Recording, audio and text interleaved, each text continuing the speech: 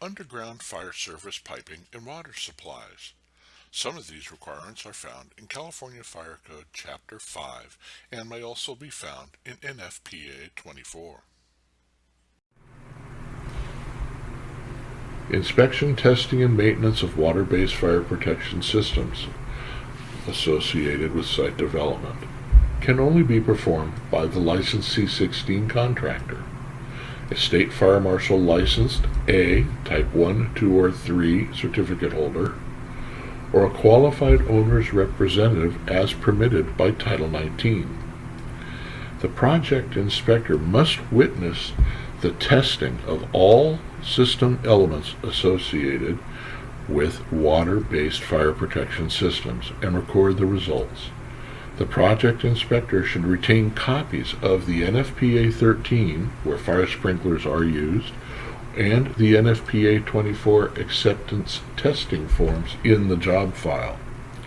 You can refer to the 2013 edition of NFPA 25, Section 3.3.23, the California edition. Note that the project inspector is not to physically perform any of the required tests as part of sprinkler inspections and testing protocols. This work should be done by the contractor. Your job is to visually witness and record only. As a courtesy, the project inspector should notify the local fire department when protection of fire alarm system testing is going to be performed, in case they wish to witness the tests.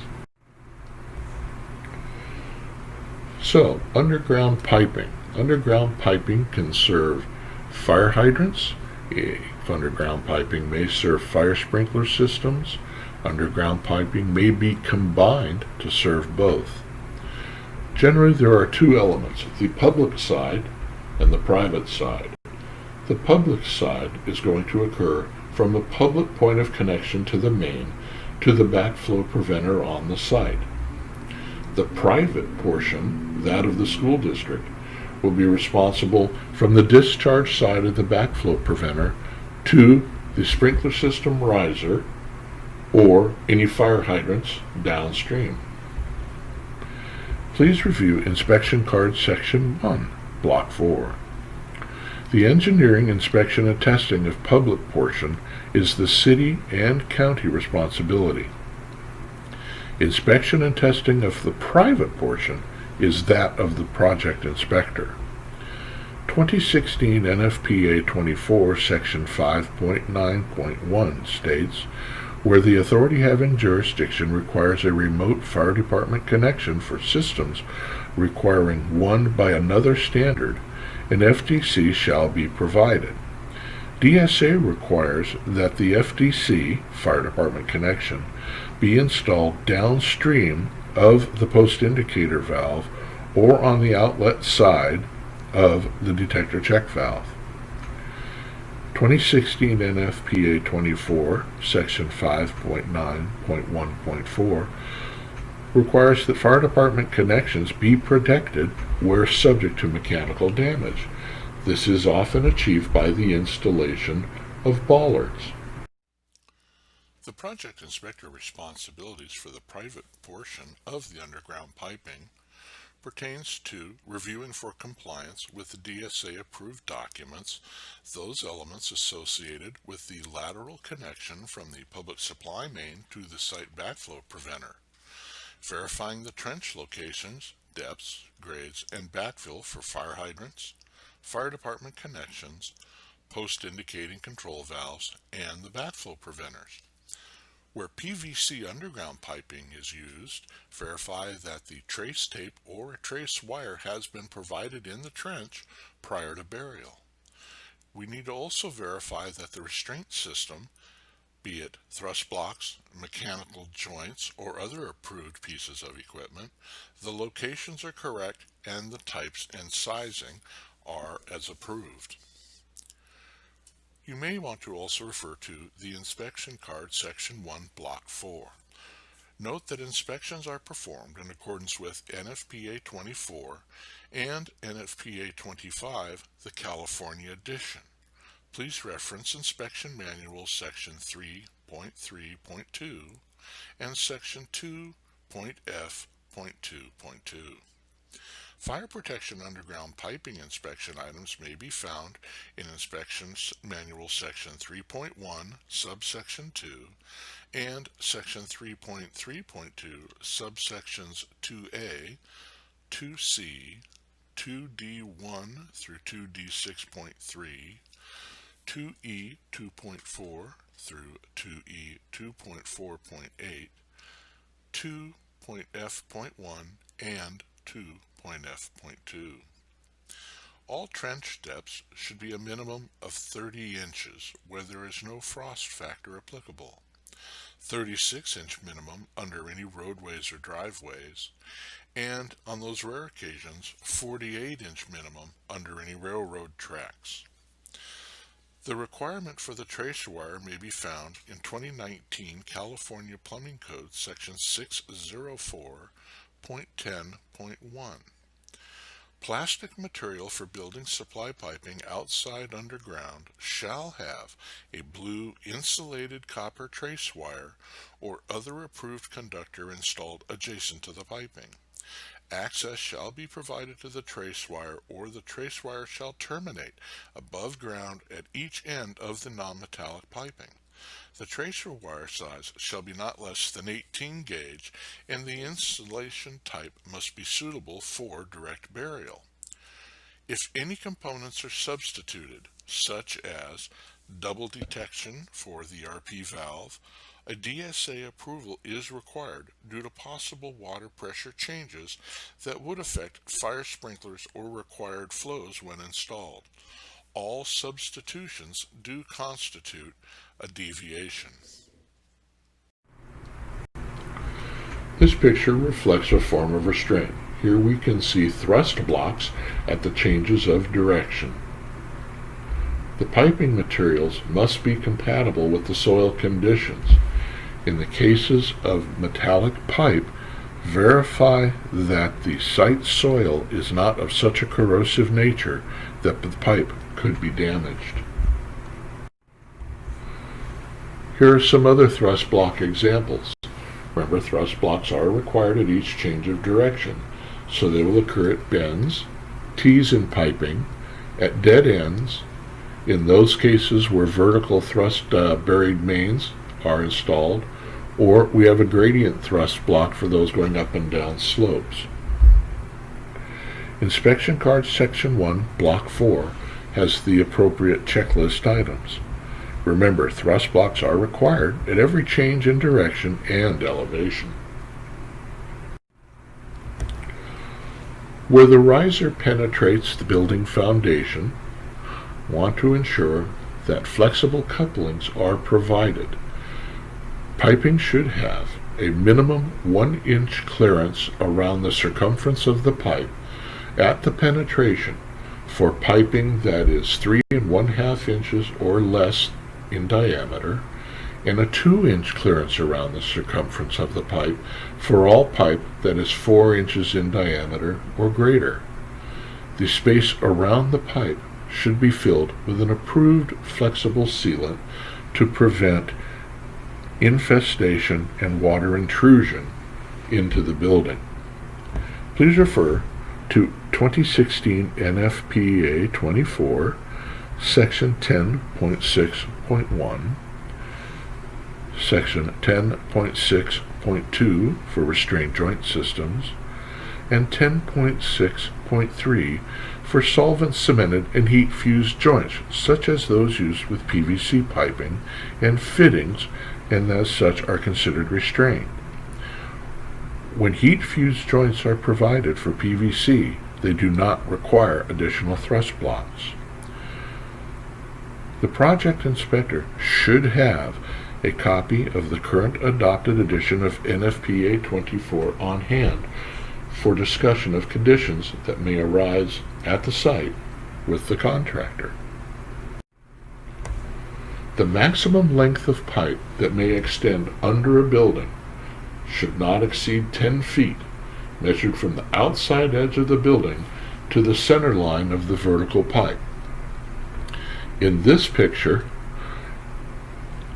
you can see that the metallic pipe is utilizing fittings under the foundation and under the building.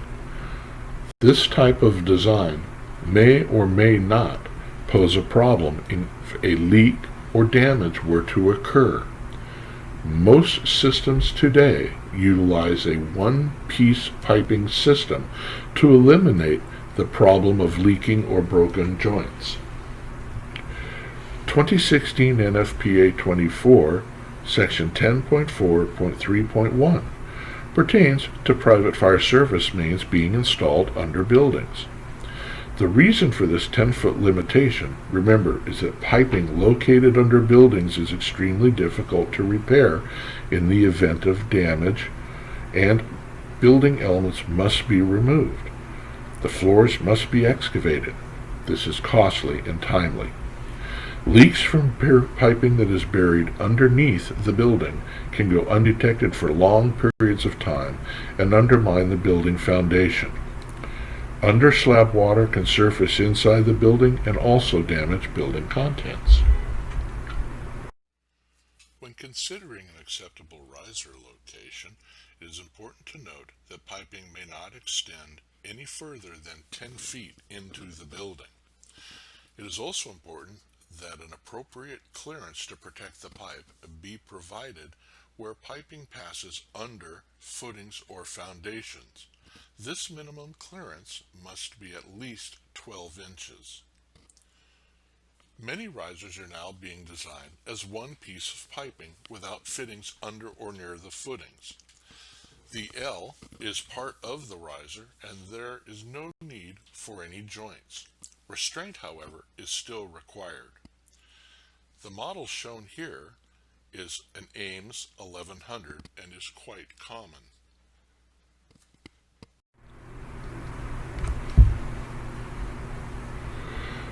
Here we see the zone of influence, which is a 2-to-1 slope under and proximal to building foundations and footings.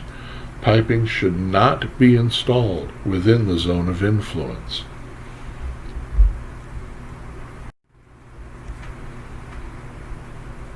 For installations of underground piping, the project inspector should confirm that all bolted joints, rods, and accessories have been cleaned and properly coated with an asphaltic or other corrosion-retarding material. Ensure that the trace wire or tape and conduit for valve supervision, such as tamper switches, has been included in the trench. Backfill the trenches between the joints before testing to prevent pipe movement under pressure. Plans or specifications will indicate where the wrapping is required. Piping must be factory wrapped or approved for corrosive soils.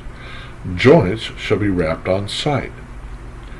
Per NFPA 2024, 2016 edition, piping with fused, threaded, grooved, or welded joints do not require additional restraint, provided that such joints can pass the hydrostatic test criteria of 200 psi or 50 psi above the system working pressure, whichever is greater.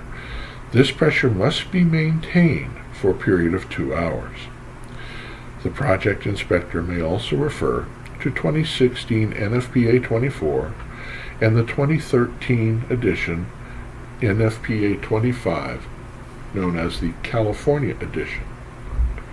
2016 NFPA 24 section 10.10.2.2.4 has criteria that the trench be backfilled between the joints before testing.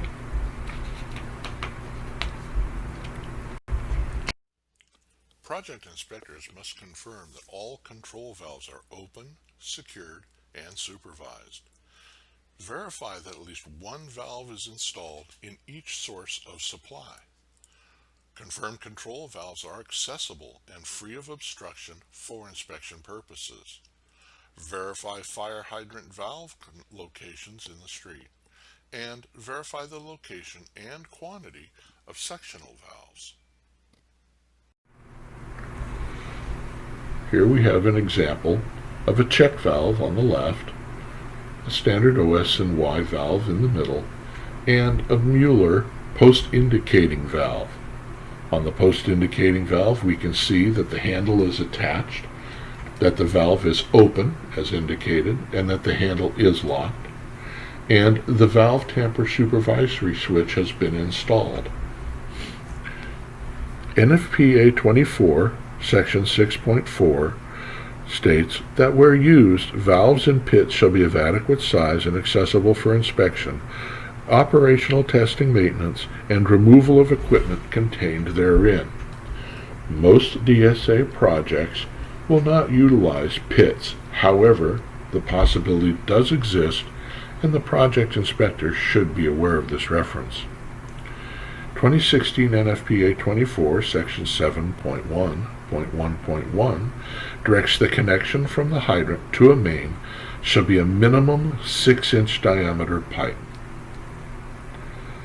2016 NFPA 24, 7.1.1.2.1 notes that control valves installed in each fire hydrant connection shall be installed within 20 feet of the fire hydrant. And section 7.1.1.2.1.1, valves must be clearly identified and kept free of obstructions.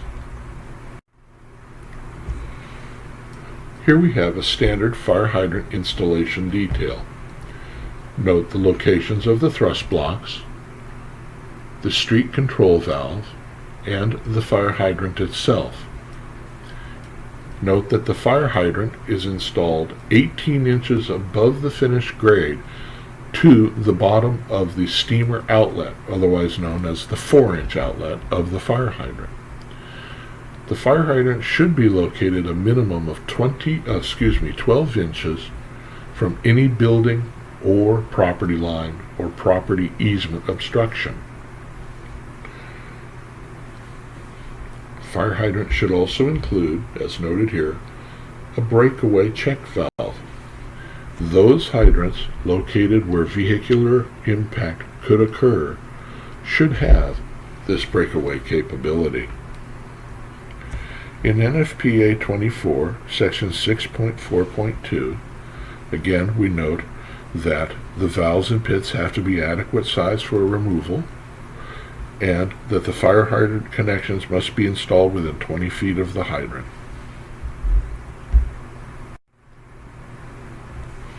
Here's a job site picture. What can you see is wrong?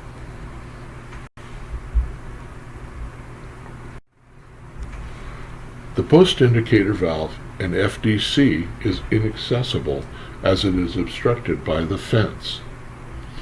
In this condition, the fence was added after the inspection for the installation of the FDC and PIV. At the time of inspection, all was okay. Important that the project inspector thoroughly walk the site during projects, as fencing may be installed at any time. What was once accessible and approved may now be obstructed and require further attention. Underground piping serving fire hydrants. Fire hydrants must be installed and operational prior to loading the site with combustible materials. This is required per the fire code. Must be subjected to an operational test, i.e. fully opened and closed under system water pressure. Must be maintained accessible and unobstructed. Traditionally, code requires a minimum 3-foot clear circumference around all hydrants. The contractor must document all flow test results and provide a copy of the test results to the project inspector. Control valve must be installed upstream. It has to be fully open and closed under system pressure to ensure proper operation, and must be located 5-foot minimum to 20-foot maximum away from the fire hydrant.